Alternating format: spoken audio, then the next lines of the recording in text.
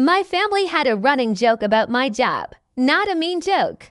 The kind of affectionate, slightly patronizing joke that families develop when they don't fully understand what someone does and have decided that the gap in understanding is funny rather than important. The joke was about paperwork, specifically about how much paperwork federal government work involved, how boring it must be, how I must spend my days in a gray cubicle processing forms that no one would ever read, in a building where nothing interesting had happened since 1987. My father would ask, with a smile, how the paperwork was going.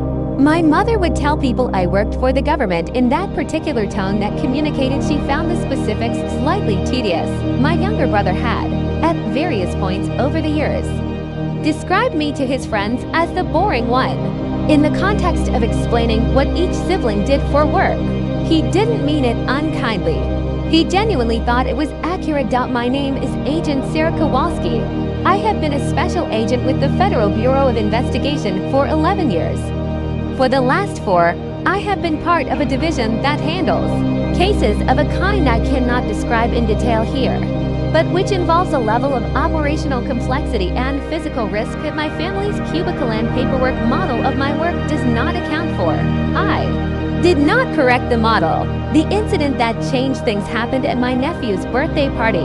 This sounds like an unlikely setting for the kind of revelation I am going to describe, and it was. My nephew was turning 8. The party was at a pizza restaurant, one of those places designed specifically for children's birthday parties, with games and loud music and the particular cheerful chaos that 8-year-olds generate at scale. My family was there, my parents, my brother and his wife, assorted cousins, the parents of various school friends. Approximately 30 people in a private room in the back of the restaurant, around a table covered in streamers and a cake shaped like a dinosaur. I had driven separately. I always drove separately because my schedule required flexibility that riding with family did not accommodate. I had parked in the lot behind the restaurant, and I was walking through the side entrance carrying a wrapped birthday present when a man came up behind me and grabbed the strap of my bag. I want to be precise about what happened next, because the specifics matter. What happened next took approximately 6 seconds and resulted in the man on the ground, my bag in my hand, and my partner, who had been parked in the same lot waiting to pick someone up out of his car, and crossing the lot with his credentials in his hand. My partner, Agent Marcus Webb, has known me for 7 years. He is a very calm person. He does not generally engage in dramatic statements. He looked at the man on the ground. He looked at the small gathering of people near the restaurant entrance who had witnessed the last 6 seconds. And he said, in the particular flat tone of a federal agent identifying a situation for the record, "Sir, you just assaulted a Federal Bureau of Investigation special agent." Then he called it in. My family was inside when this happened. By the time the police had arrived and processed the situation and I had given my statement and the initial scene had resolved, approximately 25 minutes had passed. My mother had come to the side entrance looking for me because the party was starting and I was late. She came out of the side door and found me standing next to my partner, next to 2 police officers, next to a man in handcuffs being placed in a police vehicle, holding my birthday present for my nephew and wearing around my neck my FBI credentials, which I had produced during the identification process and had not yet put away. She stopped. She looked at the badge.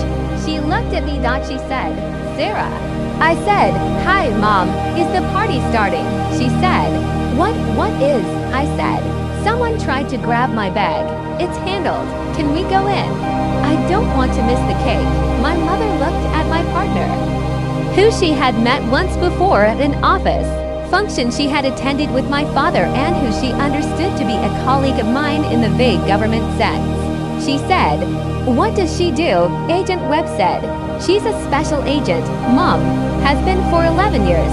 My mother said, "Special agent?" He said, "FBI. She's one of the best we have." My mother looked back at me. I said, "Mom, the cake."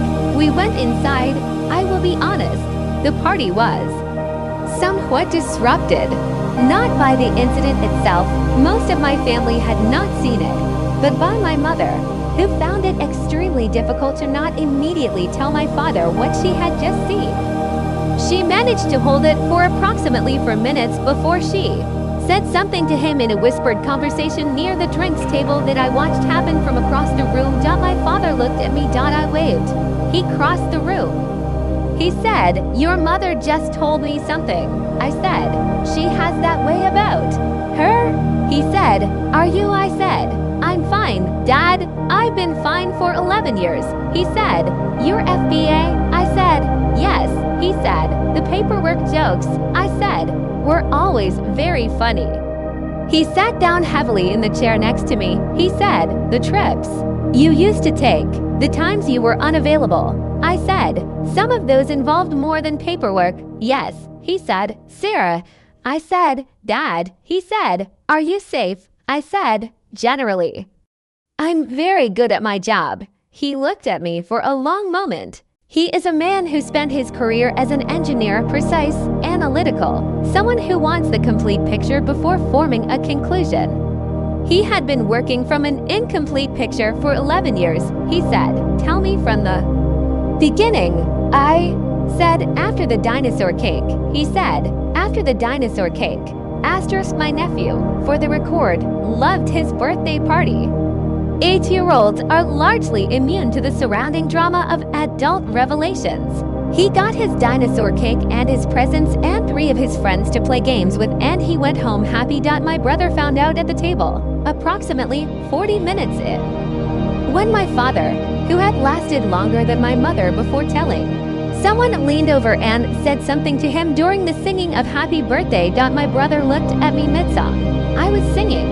I am a perfectly ordinary singer. I gave him a small wave. He mouthed, "FBI." I mouthed back. Finished the song.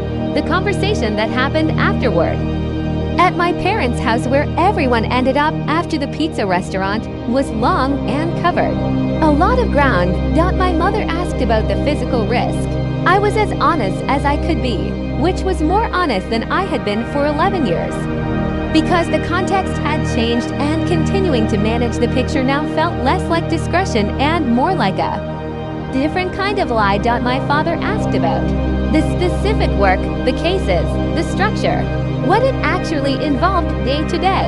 I told him what I could, which was a limited version of the complete picture, but enough that the cubicle and paperwork model was clearly no longer operating. My brother said very little for a long time. He is 3 years younger than me, and we have always had a particular dynamic, not unfriendly, but with the specific gap that forms between siblings who ended up in very different worlds and don't quite know how to reach across it. He sat on my parents' couch and listened to me talk for an hour.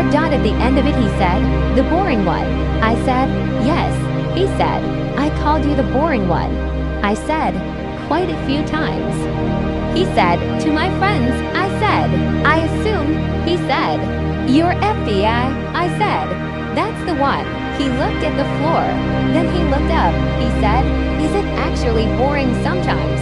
I said, "Honestly, yes. There's a lot of paperwork." He laughed.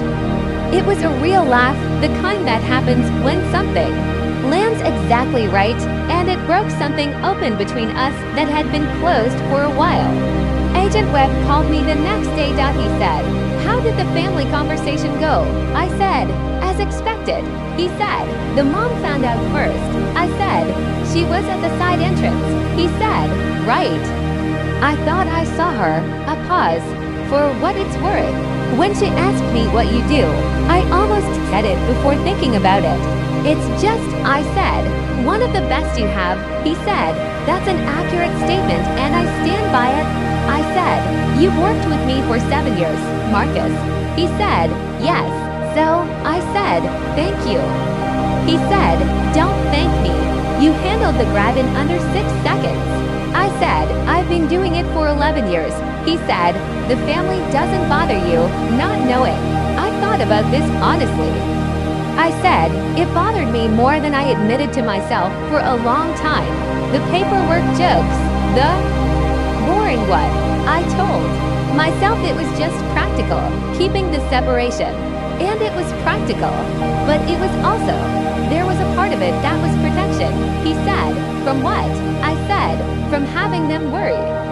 From having to manage their fear on top of everything else. From the conversation I just had last night. Basically, he was quiet. I said, that conversation was worth having. It just took a man with bad bag-grabbing timing to make it happen. He said, professionally, his timing was terrible. I said, for him, yes. For me, weirdly good. I want to tell you what I think about the invisible professional life and whether it is worth maintaining. 11 years is a long time. For 11 years, I went home to my family and was the boring one. For 11 years, the paperwork jokes landed and I smiled and let them land. For 11 years, I managed a separation between what I did and who my family thought I was that served a real purpose and also, gradually, became its own kind of weight. The weight was the specific loneliness of being known incompletely by people who love you completely. They love me. They love me. That was never in question. But the version of me they loved was a partial version. And there is a particular loneliness in being loved for a part of yourself that is real, but not the whole thing. I don't know what the right answer is.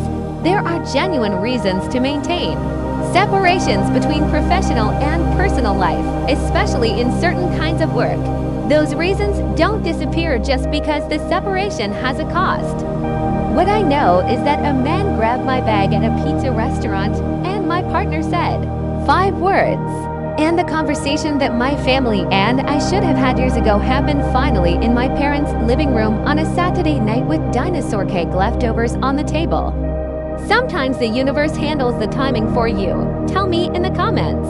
Have you ever been living a version of yourself that the people closest to you couldn't see? How did they find out? Or did they? I read every comment.